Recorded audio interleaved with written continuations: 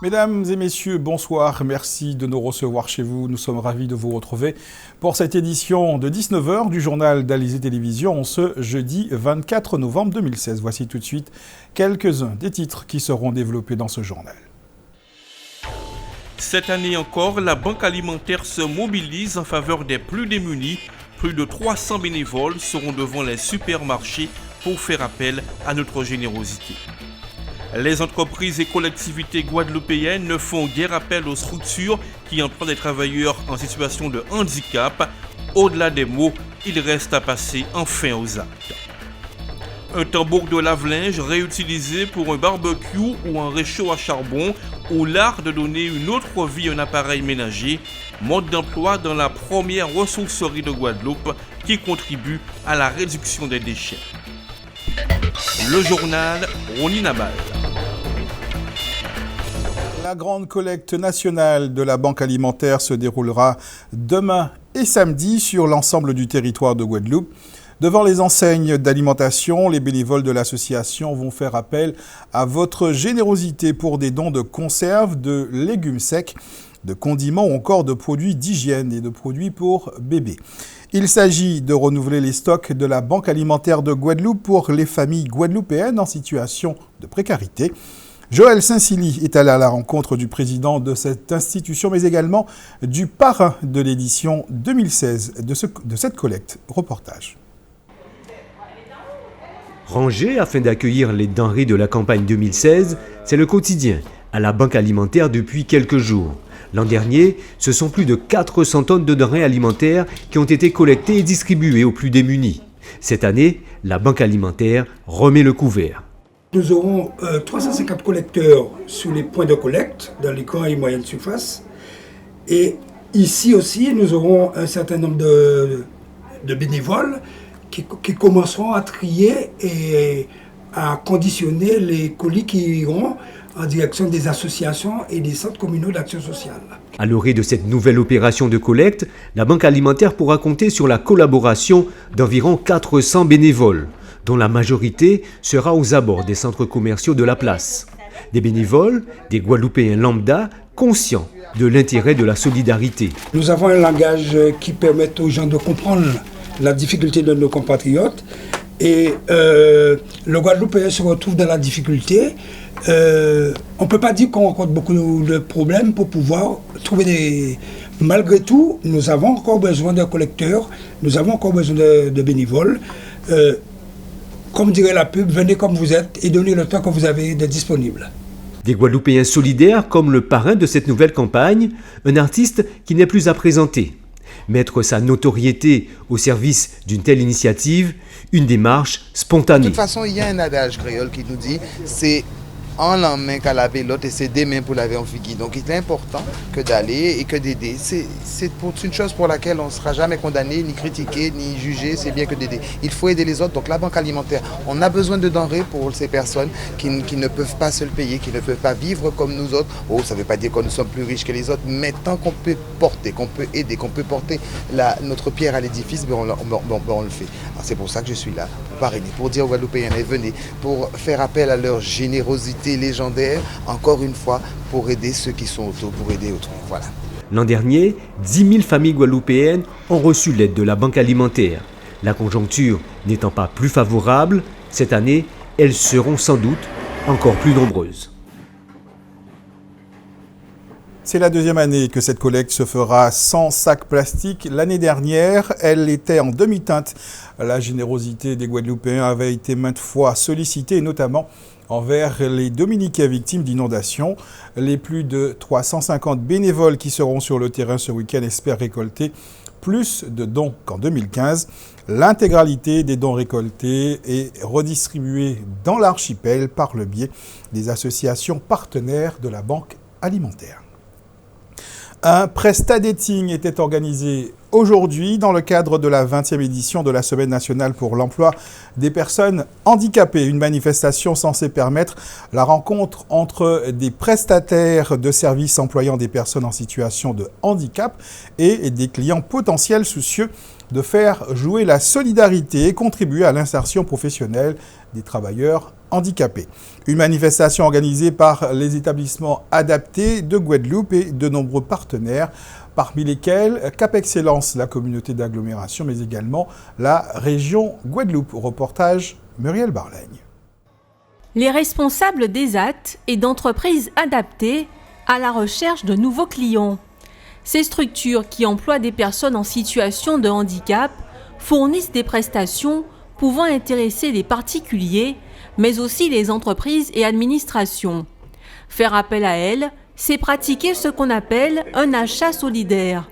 Un réflexe qui n'est pas encore suffisamment ancré dans nos mœurs, d'où l'organisation de cette matinée de rencontre. Nous avons voulu cette manifestation afin de pouvoir mobiliser et puis avoir un déclic vis-à-vis de nos partenaires entreprises, collectivités et administrations publiques, afin que cette sensibilisation qui est faite au niveau national et local puisse, je dirais, attirer le maximum de partenaires. Mais à la mi-journée, les stands étaient désespérément calmes. Les représentants d'entreprises et d'administrations n'étaient toujours pas arrivés. Ces structures sont encore nombreuses à préférer payer plutôt que d'embaucher des personnes en situation de handicap ou de faire appel à des prestations fournies par elles. Il y en a qui sont partenaires, il y en a qui sont fidèles, il y en a qui ont compris. Et je pense qu'il faut que les autres qui préfèrent, entre guillemets, se détaxent, payer leurs contributions plutôt que de venir acheter une prestation chez nous, je pense que ce n'est pas le bon réflexe. Nous sommes là pour leur dire qu'on peut trouver le moyen de pouvoir faire pérenniser l'emploi et aussi valoriser les compétences des personnes qui sont avec nous. Parce que c'est tout un tissu de professionnels qui accompagnent les travailleurs d'ESAT et nous avons des salariés dans l'entreprise adaptée qui ont toutes les compétences et qui agissent actuellement dans l'économie. Des services à la hauteur de ceux que l'on pourrait trouver en milieu ordinaire, c'est ce que propose l'ESAT Sylviane Chalcou située à Petit Canal. Elle a un effectif de 60 travailleurs handicapés présentant essentiellement des déficiences mentales et intellectuelles. Après 9 ans d'existence, elle compte une centaine de clients, parmi lesquels des collectivités et des établissements médico-sociaux. L'ESAT Sylviane Chalcou, géré par l'ACAMA, a plusieurs activités. De l'agriculture, l'agrotransformation, la buanderie, repassage, l'artisanat à partir de récupération, de l'espace vert. Et nous sommes aussi ouverts à toute proposition faite par des particuliers ou par des patrons. Le but, c'est de faire connaître les capacités de travail de nos bénéficiaires, savoir qu'ils sont capables d'exercer dans des activités que j'ai déjà déclinées, mais également parce qu'ils ont appris à se rendre régulièrement dans un lieu de travail. Ils sont capables de s'adapter et travailler en entreprise.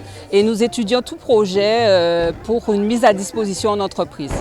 Reste à ces prestataires à trouver la formule qui permettra d'atteindre leur cible. Ce genre de rencontre, le Presta Dating, ne semble pas la meilleure solution.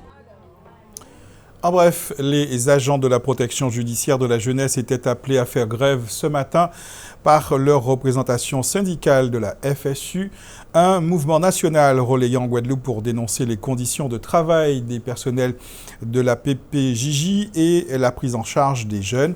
Ce service d'éducation du ministère de la Justice prend en charge des jeunes en très grande difficulté sur décision des magistrats.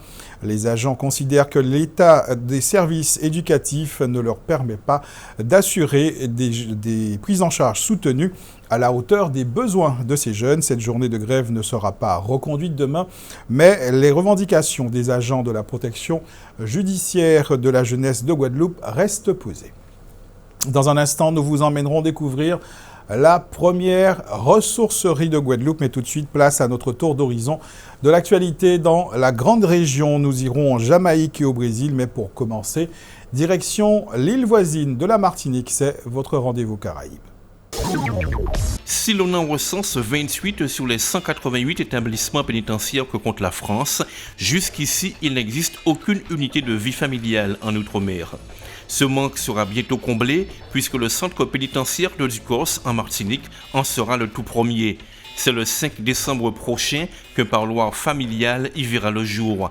Il s'agit de petits appartements meublés de 50 à 80 mètres carrés où les détenus peuvent recevoir leurs proches, qu'il s'agisse d'un enfant, d'une mère ou d'une compagne. La durée du séjour ne peut toutefois pas excéder 3 jours. Véritable bouffée d'air dans l'enfer carcéral, l'unité de vie familiale permet aux détenus de renouer temporairement avec des gestes de la vie quotidienne. Plus encore, sans doute un Ducos, épinglé par l'Observatoire international des prisons, à cause notamment de sa surpopulation et des traitements dégradants infligés aux détenus. Selon un rapport rendu public par Amnesty International le mercredi 23 novembre, les autorités et la police jamaïcaine exerceraient des pressions sur les proches des victimes de meurtres commis par les forces de l'ordre. Ces pressions ont pour but d'empêcher ces familles modestes d'entreprendre des actions en justice pour obtenir réparation des forfaits dont les policiers se rendent coupables. La Jamaïque est l'un des pays où le taux d'homicide est le plus important au monde. En 2015, il était de 43 meurtres pour 100 000 habitants. 8% des meurtres perpétrés avaient pour auteur des membres de la police. Depuis le 18 novembre, le Zika n'est plus une urgence de santé publique. C'est l'annonce faite par l'Organisation mondiale de la santé. Toutefois, l'épidémie sévit encore au Brésil. Selon une étude menée par des chercheurs du nord-est du pays, des nourrissons exposés au virus dans l'utérus de leur mère peuvent présenter bien plus tard des troubles alors qu'aucun signe de microcéphalie n'a été décelé à la naissance.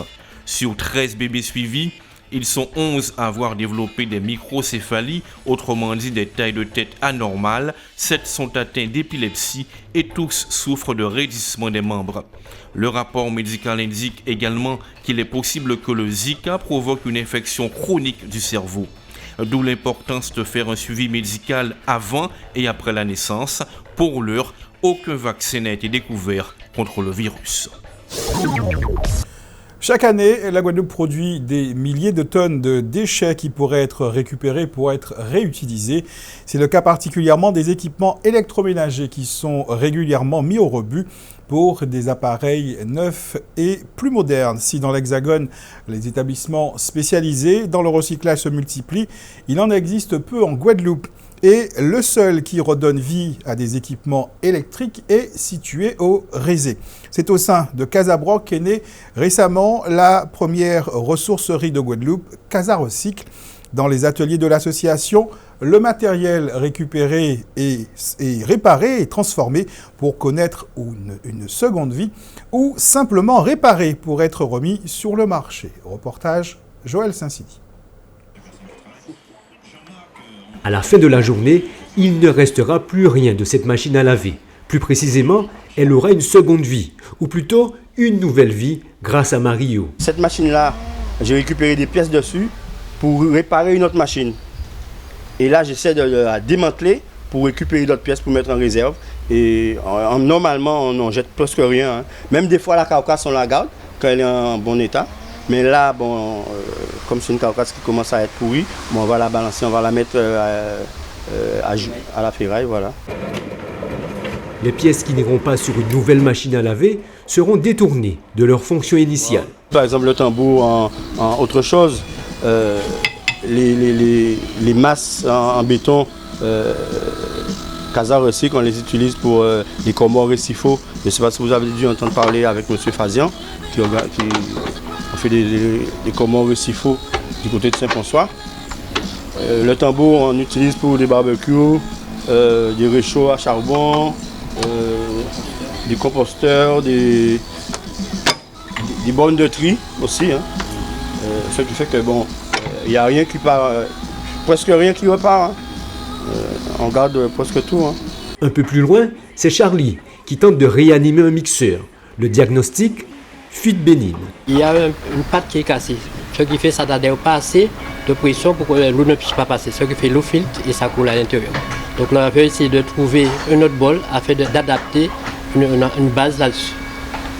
Et ça sera OK. Ça sera OK. Parce qu'au niveau moteur, il n'y a rien du tout. Donc le moteur fonctionne bien, c'est seulement le bol qui coule. C'est la majeure partie des problèmes des bols des mixeurs, c'est où ça coule. Au niveau de l'axe d'entraînement ou bien au niveau de la carcasse de la base. Quoi. Ici, c'est un capharnaüm ou la caverne d'Ali Baba après l'intervention des techniciens. Des tonnes d'appareils remis à neuf ou en état de marche parfois en 2 temps 3 mouvements, car aujourd'hui, le consommateur n'aime plus s'embarrasser. Il jette et parfois n'importe où, au moindre pépin. Ah oui, ça c'est sûr. Ah oui, très souvent on reçoit des appareils où il n'y a rien du tout dessus. Il suffit que ça ne fonctionne plus, ça, les gens disent bon, ben ok, ça fait tout longtemps que je l'ai, ben je balance. Et après, bon, nous on arrive avec 2 machines en faire une. 2 appareils, que ce soit les machines à laver ou les micro-ondes ou les robots, tout ça, on arrive à en faire avec 2, en faire une, hein, et avoir des pièces détachées de rechange pour les autres. Des écolos des temps modernes, voilà comment ils se considèrent. Charlie et Mario travaillent dans cet atelier depuis une dizaine d'années. Durant tout ce temps, en prolongeant la durée de vie de ces appareils, ils ont déjà efficacement contribué à la réduction des déchets. Ah oui, nous sommes des écologistes, absolument. Ah oui, à Casaboc, Casarecycle, nous sommes des écologistes. Hein. Ah oui, ça nous arrive de ramasser des trucs au bord de la route. Hein. Ah oui, ça nous arrive, quand je sors de chez moi, je vois qu'il y a une machine, je vois que l'État n'est pas mauvais, je dis ah non, je prends la machine avec quelqu'un des fois, et on met dans la voiture, on revient avec, hein. Ça c'est vrai. Une fierté pour Charlie et Mario, d'autant qu'ils sont aussi encadrants d'insertion. Leur boulot, c'est donc aussi une façon de montrer le bon exemple. Imaginez un instant tous ces appareils dans des décharges sauvages. Alors qu'est-ce qu'on dit? Merci Charlie et Mario.